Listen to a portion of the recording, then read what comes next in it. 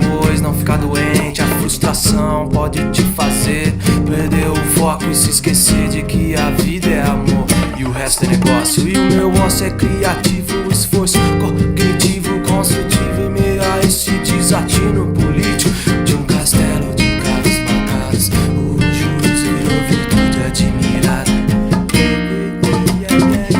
Seu sorriso vai me levar embora.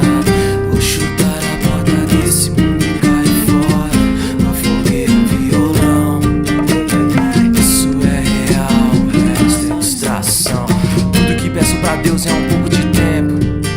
A minha cara é fazer um dinheiro graças ao meu talento e me livrar dessas amarras.